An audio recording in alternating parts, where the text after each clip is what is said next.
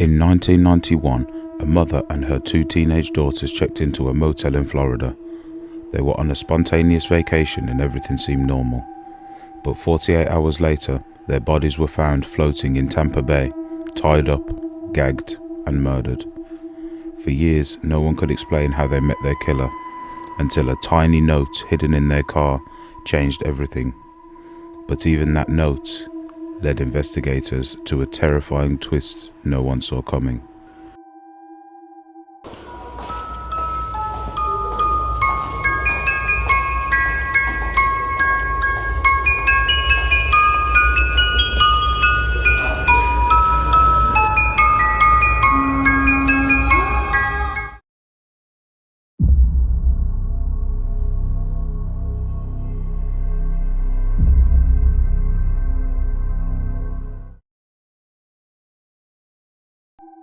In June of 1991, Joan Rogers, a 36-year-old mother from rural Ohio, needed a break. Her marriage was falling apart. Her husband had recently confessed to cheating, and she needed time to think. So she packed up her two daughters, 17-year-old Michelle and 14-year-old Christy, and headed for Florida.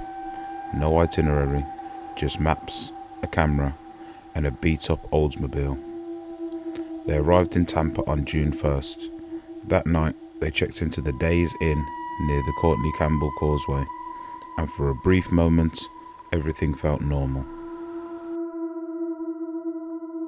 2 days later, a local boater spotted something horrifying in the bay. A body. A teenage girl, bound at the wrists and ankles, mouth gagged with duct tape. Over the next 24 hours, police pulled two more bodies from the water, all tied up the same way, all drowned. It was Joan and her daughters. Police found no signs of robbery, no obvious motive, but when they found the family's car a week later, parked near the causeway, they made a chilling discovery.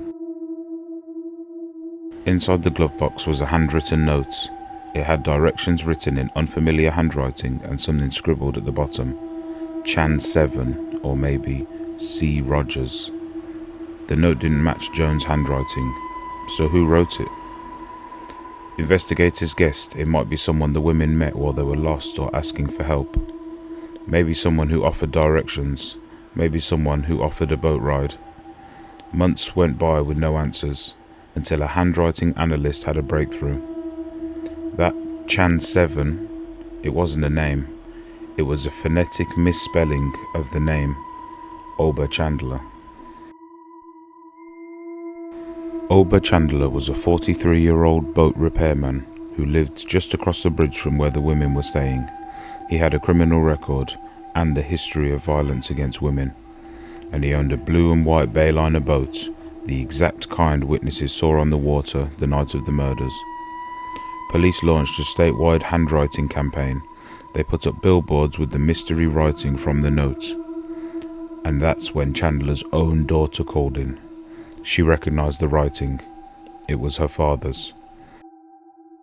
When police arrested him, they found rope identical to the one used on the victims, plus a logbook showing that he had bought boat fuel the night the Rogers family disappeared. During questioning, Chandler denied everything, but forensic evidence told another story. The women hadn't been killed quickly. They had been alive for hours after getting on his boat. That meant that he took them on a long, slow ride around the bay, in the dark, tied them up, terrorized them, and then, one by one, pushed them into the water to drown. Two other women later came forward and said Chandler had tried the same trick on them. Fake directions, a friendly smile, a boat ride. They got away. The Rogers family didn't. In 1994, Chandler was sentenced to death. He was executed by lethal injection in 2011. So, while the note in the glove box was supposed to help them find their way, it actually became the very thing that helped catch their killer. A vacation meant to bring peace ended in horror, all because they trusted the wrong stranger. Sometimes the most dangerous people are the ones who seem the most helpful. Macon, Georgia, 2011. Lauren Giddens was 27 years old. Smart, driven. She had just graduated from Mercer University Law School and was studying for the bar exam. She lived in a quiet apartment complex across the street from the campus. Nothing fancy, but safe enough. On June 26th, her family and friends started to worry. No texts, no calls. No one had heard from her in days. And that wasn't like Lauren. Her friends called the police. They checked her apartment, but everything was in place. Keys, wallet, phone, laptop, nothing had moved. But Lauren wasn't there. She had simply vanished.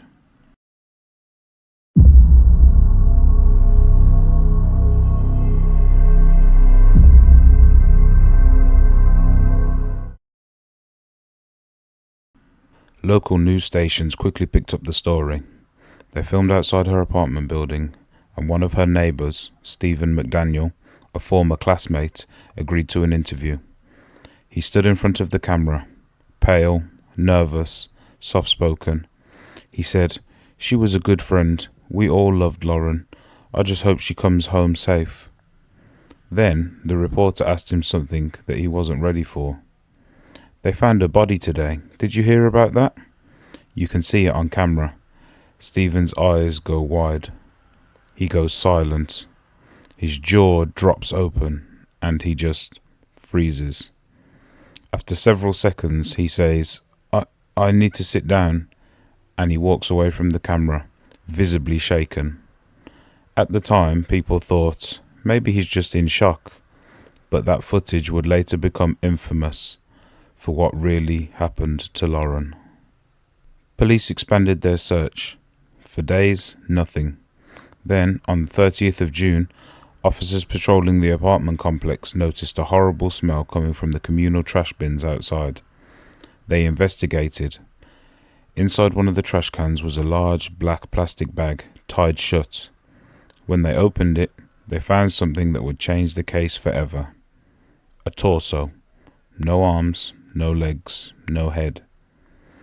Just a torso. Later confirmed by DNA to be Lauren Giddens. Police swarmed the complex.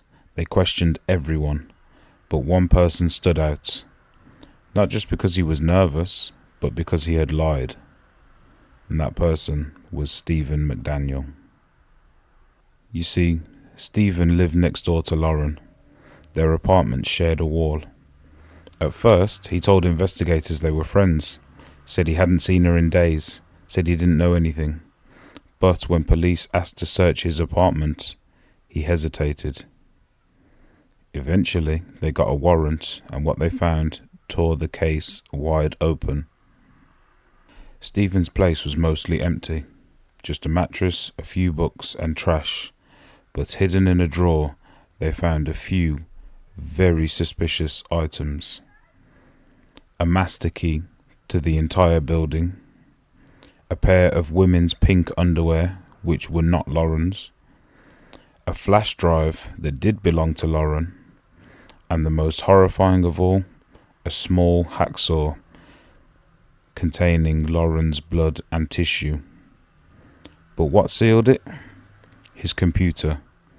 Police recovered dozens of deleted searches, including how to dispose of a body, how long does it take for a body to decompose, can you remove fingerprints from bone. Then they found the confession. Stephen had written a long, graphic document describing in disturbing detail what he had done to Lauren. According to his own writings, Stephen had fantasized about Lauren for months. He claimed she was beautiful and smart, but out of his league. He wanted her, but more than that, he wanted to own her. One night, he used the master key to enter her apartment while she slept. He stood over her bed, watching her breathe. Then he went home. The next night, June 25th, he returned. This time, He wore gloves. He stood behind her bedroom door and waited. When she walked into the room, he attacked her from behind. He strangled her. She fought back, scratched him, almost got away, but he overpowered her. When she was dead, he carried her body into his bathtub and left it there overnight. The next day, he dismembered her using the hacksaw and put the pieces into the trash bags, except for the torso, which wouldn't fit in the bin. So he waited until dark, then placed it in the communal trash, less than 100 feet from where they would later find it. Then he showered, cleaned his tools, and sat down to watch news coverage about her disappearance. Stephen McDaniel was arrested and charged with murder, and originally he would face the death penalty, but his legal team negotiated a deal. In 2014, he pleaded guilty to murder and was sentenced to life in prison without the possibility of parole. To this day, he's never expressed remorse. But here's what makes this case so haunting. Lauren was surrounded by friends. She lived in a decent neighborhood. She locked her doors, took every precaution, but that monster was already inside. He had a master key. He was quiet, polite, even helpful. He smiled when he saw her. He carried groceries. He lived right next door. He was obsessing over her for months, planning everything, and she had no idea. A missing woman, a dismembered torso in the trash, a neighbor with a master key, and a camera interview that still haunts the internet. This is the murder of Lauren Giddins. How are you meant to keep yourself safe from monsters when the monster is right next door? There was no sign that anyone broke in. The door was locked when everyone got here. We just don't know where she is. What about in the parking lot area? I know they've been doing a lot of, I think that's where they have recovered the body or whatever they recovered from there. Body? Had you seen anything there? Had you seen anything there? We don't know if this is the same person. You know what I mean? Like, they took out a body there earlier. We don't know if it's the same person or not. So that's how we're trying to ask people if they know who lived there. Are you okay, sir? I think I need to sit down. Okay.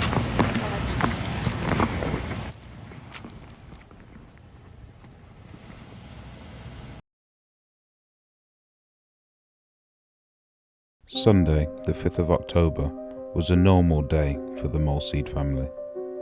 Mother April, her partner Danny, and the 4 children who all lived in a family home on the Turf Hill Council Estate in Rochdale, Greater Manchester, England.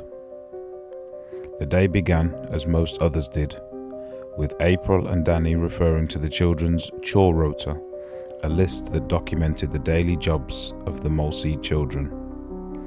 On this day, it was listed that one of the children was to go shopping in the local store to buy bread and air freshener. This job fell to 11-year-old Leslie, more fondly known as Lel. Although not the youngest of the 4 children, Lel was extremely small and frail due to a congenital condition that had affected her from birth. At the age of just 3, Lel underwent open heart surgery, but this didn't save her from the issues, including a reduced mental capacity that would plague her as she got older.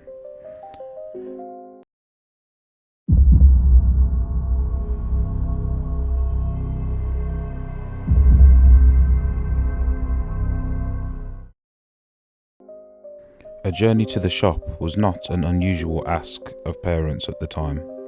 It was quite a common sight to see children running errands for their parents. However, this day would be different. Leslie left her home in the early afternoon, wearing a blue raincoat and carrying a blue canvas bag, and clutching the £1 that her mother had given her. She was spotted by a witness on her journey near Stirrups Lane that leads to the shop. However, when she didn't return in a reasonable time frame, her family began to worry. Her mother sent her siblings out to look for her, and eventually her stepfather Danny joined the search. But, with there still being no sign of her, her family contacted Greater Manchester Police at around 3 p.m.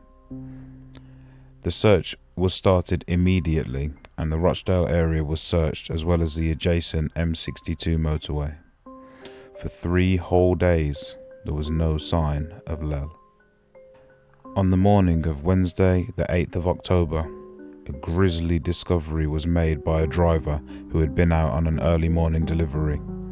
He spotted a body in the tall grass right next to the Transpennine Railway near Rishworth Moor. The body was lying face down and had been stabbed 12 times. One of these stab wounds was directly to the victim's heart. There were no sign of defensive wounds on the victim, but both the body and the clothing showed signs of sexual assault, and foreign fibres were collected by the forensics team.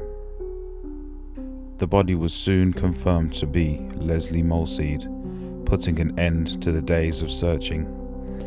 Suspicions quickly landed on 23-year-old tax clerk Stefan Kisko after multiple reports came out from young girls in the area that Kisko had indecently exposed himself to them. Police quickly came to the opinion that he was the killer, despite the fact that Kisko had no criminal record and barely socialized with anyone outside of his direct family members.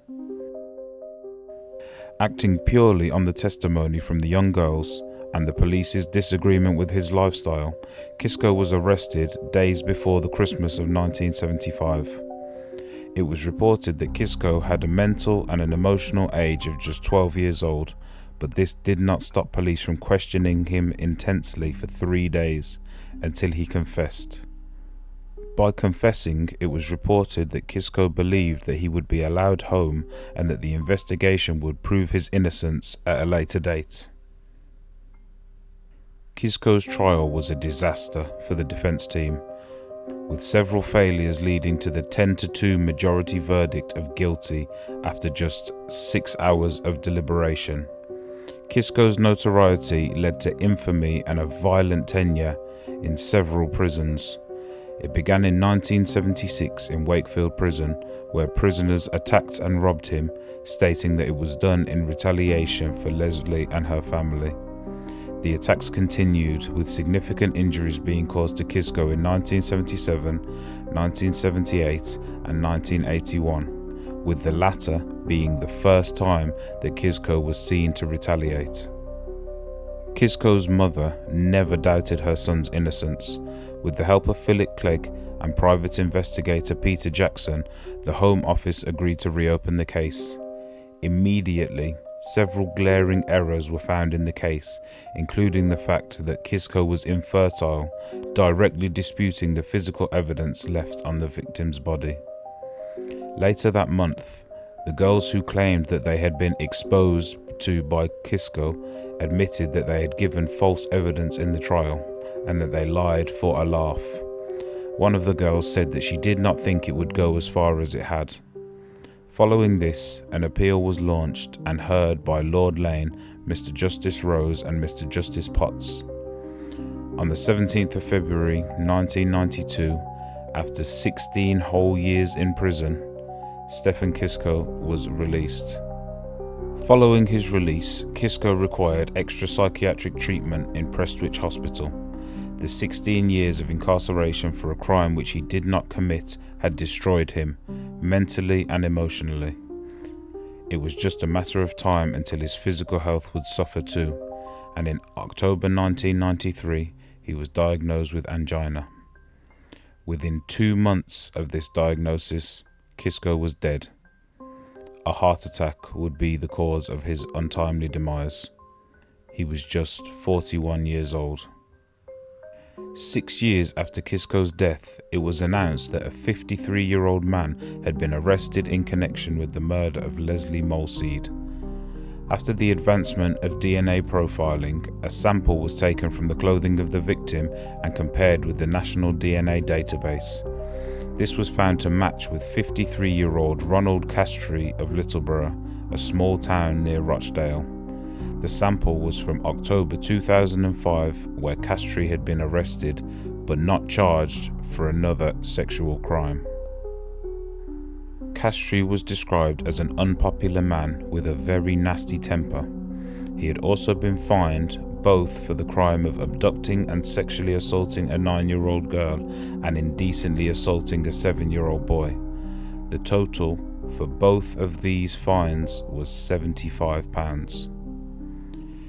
Castries was put on trial in October 2007 and was swiftly found guilty after scientists explained the DNA evidence found on the victim's clothing to the jury.